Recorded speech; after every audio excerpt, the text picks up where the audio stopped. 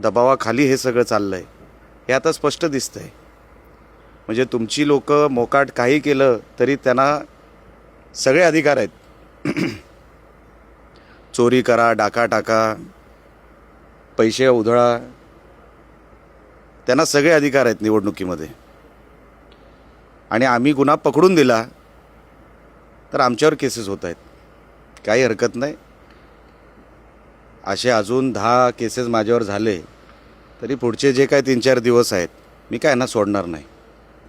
आणि मला विनंती करायची आहे पोलीस डिपार्टमेंटला. नोटीस आपण दिलेली आहे, FIR आपण केलेला आहे. आता मला अटकही केलं पाहिजे आपण. नुसतं नोटीस देऊन कसं होईल?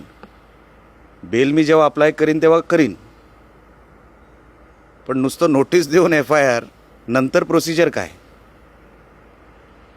अटक ना? कधी करणार हे पण सांगितलं पाहिजे.